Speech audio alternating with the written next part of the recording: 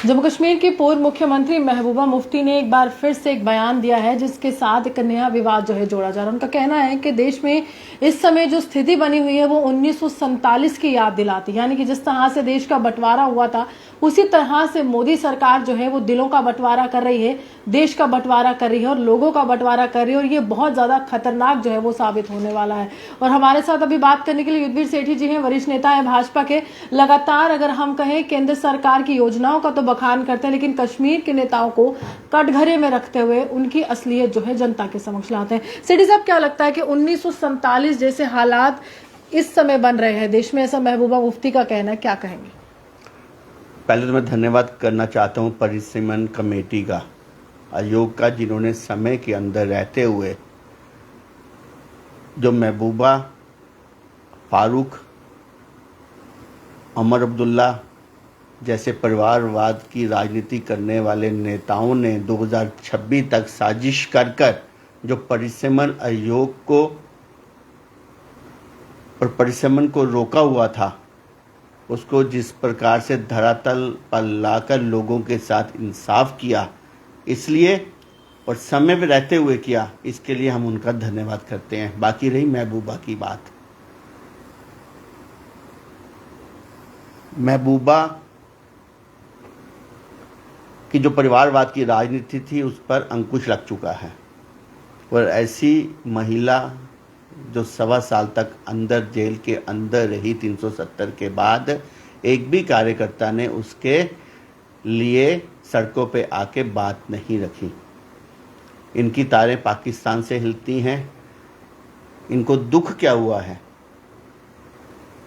ये लोग जो परिवारवाद की राजनीति करना चाहते थे, कुछ क्षेत्रों को जमीनी स्तर पर अगर आप देखा जाए तो कुछ शहरों का ही विकास होता था, बाकी तो सब पहाड़ी इलाके थे। तकलीफ किसको? अब महबूबा, उमर अब्दुल्ला और पाकिस्तान। क्या तारे हिलती हैं इनकी आपस में। आज भी पाकिस्तान हो हल्ला मचा रहा है कि परिसीमन के ऊपर तो बेइंसाफी होगी जम्मू कश्मीर के अंदर, और वही बात महबूबा और वही बात उमर अब्दुल्ला। इन लोगों की जो परिवारवाद की राजनीति के कारण जो ये पाकिस्तान से जो इनकी तारें हिलती थी, उन पे फुल स्टॉप लग चुका है। अब आने वाला समय राष्ट्रवादी लोगों का है, और परिसीमन जो हुआ है उसमें क्या गलत हुआ है? क्या हम लोग उन कश्मीरी पंडित भाइयों को उनका हक नहीं दे सकते? क्या जो पीओके के रिफ्यूजी यहाँ पे आए हैं, अगर उनके लिए सिफारिश की गई है या उनकी बात रखी गई है तो क्या गलत है उसके अंदर? आज अगर पहली बार 37 की जगह सीटें बढ़ाकर 6 सीटें 43 सीटें की गई हैं, तो कश्मीर के अंदर 46 के ऊपर 47 की गई हैं। अगर इसके अंदर जो सचमुच में ये पहले होना चाहिए था, जो बर्बादी इन लोगों ने की जम्मू कश्मीर की, आज जम्मू कश्मीर के अंदर परिसीमन जो आयोग था, उन्होंने जम्मू कश्मीर को एक क्षेत्र समझकर ये काम किया। आज अगर मेंबर ऑफ पार्लियामेंट की सीट एक होती है तो इसमें क्या गलत है?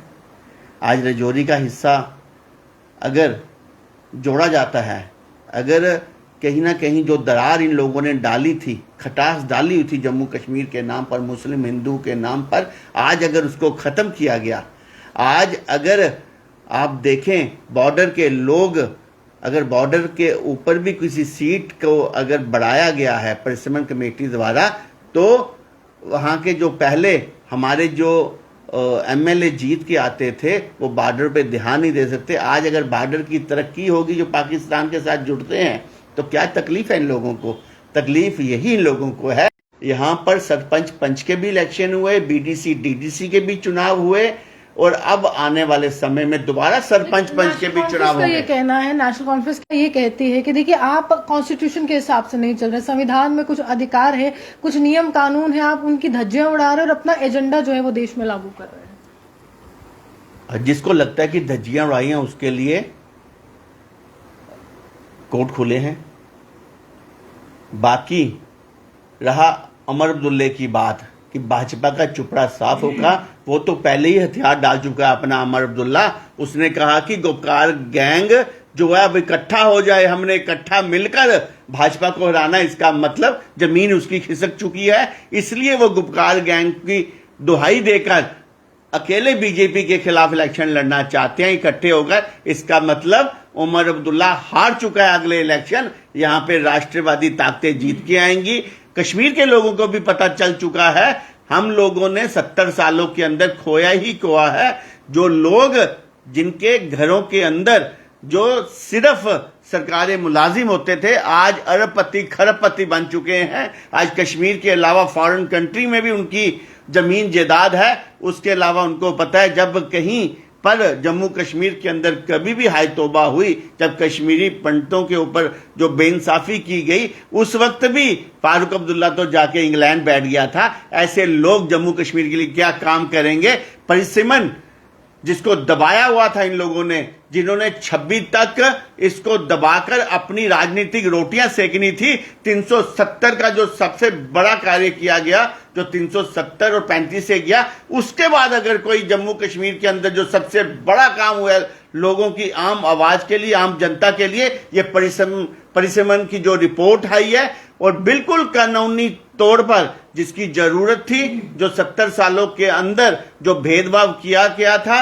अब अगर आप अपना पूरा क्षेत्र देखें या पॉपुलेशन देखें, उस आधार के ऊपर पहाड़ी लोगों का, पहाड़ी क्षेत्र का भी विकास होगा, जमीनी क्षेत्र का भी विकास होगा, कश्मीरी भाइयों का भी विकास होगा, एसटी अनुसूचित जनजाति का भी विकास होगा जिनको 9 सीटें दी गई हैं, अनुसूचित जाति एससी का भी विकास होगा जिनको 7 सीटें दी गई हैं। वो कहते हैं कि आपका 50+ का आंकड़े का जो राग है और मुख्यमंत्री का जो राग है वही लापते जा रहे, क्योंकि आपको पता है कि अगली सरकार जो है आपकी होगी, क्योंकि आप ही ने परिसीमन पूरा निर्धारित किया है, आप ही ने सीटों को इस तरह से आवंटित करवाया है। केंद्र सरकार पर यह पूरी तरह से प्रहार है कि आपका जो सपना है मुख्यमंत्री का वो पूरा हो सके। रंजना देसाई पर भी सवाल उठाया। परिसीमन कमेटी जो आयोग है ये किसी के अधीन काम नहीं करता। इसका मतलब जो चोरी, जो डकैती इन लोगों ने पिछली परिसीमन में करवाई हुई हैं, आज इनके अंदर से वो निकल रही हैं। पर इस बार जो परिसीमन हुआ है, अगर इनको लगता है कि गलत है, इनको चैलेंज कर देना चाहिए। पर मैं एक बात बता दूं, लोग इतने खुश हैं इस परिसीमन से। हमने विरोध दर्ज किया था, जो विरोध दर्ज किया था, चाहे हम दुर्गम रास्तों की बात करें, उस पर भी कोई बात नहीं की गई, और लगातार जो है आप ही के एजेंडे को परिसीमन आयोग साध रहा है। जो इन्होंने कोई विरोध किया भी होगा, कोई इन्होंने अगर कोई बात रखी भी होगी, अगर वो जेन्युइन होगी तो ली जाएगी ना। ये लोग तो हर बात के अंदर मुस्लिम हिंदू करना जानते हैं। इनको हर बात के अंदर अपना हिंदू मुस्लिम को किस प्रकार से भड़काया जाए, किस प्रकार से ऐसी राजनीति की जाए कि कश्मीर वर्सेस जम्मू हो, ऐसी राजनीति ये लोग करते हैं। इनको परिसीमन से कुछ नहीं लेना देना। इनको सिर्फ जो राजनीतिक रोटियां अपनी सेकनी थी, जो परिवारवाद की राजनीति करनी थी, जो कश्मीर और जम्मू के अंदर खुद जो 3-4 परिवार थे वो अमीर के अमीर बने जा रहे थे और बाकी की जनता भूखी। कांग्रेस ये दावेदारी कर रही है कि आप देखिए सपने मुंगेरी लाल के, हम तो स्पष्ट कहते हैं कि अगला मुख्यमंत्री हमारा होगा। समय बताएगा इनको। अगर ऐसी कोई बात होती तो ये लोग गुपकार गैंग को इकट्ठा ना दोबारा करने की कोशिश करते।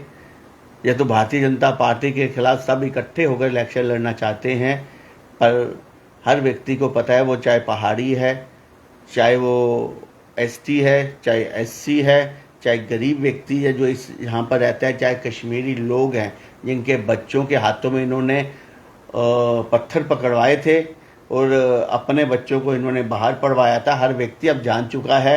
इनकी हर गली नुक्कड़ पे एक प्रॉपर्टी हर व्यक्ति जानता है। अब अलगाववादी नेताओं को किस प्रकार से इन लोगों ने उनके बच्चों को नौकरियां दी, उनके संरक्षण में, उनके छाते के नीचे ये लोग इलेक्शन लड़ते थे। वोटिंग नाम पे 2%, 3% वोटिंग करा के ये लोग जीतते थे। अब इस पे अंकुश लग चुका है। ये इनकी बौखलाहट है। और आप देखें, जो उमर अब्दुल्ला कहता है वही पाकिस्तान कहता है, जो महबूबा कहती है वो उमर अब्दुल्ला कहता है, और जो महबूबा कहती है वो पाकिस्तान कहता है। क्या तिकड़ी है इन लोगों की। ये लोग आज भी इस जो जम्मू कश्मीर हमारा बेचना चाहते हैं, मैं शुक्र करना चाहता हूं कि 370 के बाद जो सबसे बड़ा आगाज हुआ वो यही डिलिमिटेशन की जो रिपोर्ट आई है, जिससे हर गरीब व्यक्ति को इंसाफ मिला है।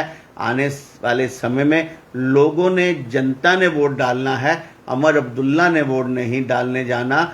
इसने उस वक्त भी घर पे बैठना है। अगर लोगों को लगेगा कि जम्मू कश्मीर का विकास भारतीय जनता पार्टी ने करवाया है, यहाँ पर जिस प्रकार से आप देखें रिंग रोड का निर्माण, जिस प्रकार से पार्किंग का निर्माण, जिस प्रकार से एयरपोर्ट का निर्माण, जिस प्रकार से रेलवे स्टेशन का निर्माण, जिस प्रकार से IIM, IIT, एम्स, ऐसे कई जो सपने हम लोग देखते थे, अपोलो हॉस्पिटल यहाँ पर आने वाला है, ये कभी भी यहाँ पे अगले 70 सालों में भी पूरा नहीं होना था। एजुकेशन के नाम पे इन लोगों ने हमें जीरो रखा, इन लोगों ने हमें मेडिकल के नाम पे जीरो रखा, इन लोगों ने सड़कों के नाम पे, आज देखें एक दूर दराज इलाके तक सड़क जा रही है, अगर पानी की पाइप देखें हर विलेज के अंदर नलका लग रहा है, एक एक गांव को लेके आज सोलर किया जा रहा है। ये विकास कहाँ यहाँ जम्मू कश्मीर के लोगों ने देखा था? इन यहाँ के लोगों ने तो सिर्फ एक ही देखा था, उमर अब्दुल्ला का विकास, महबूबा मुफ्ती का विकास,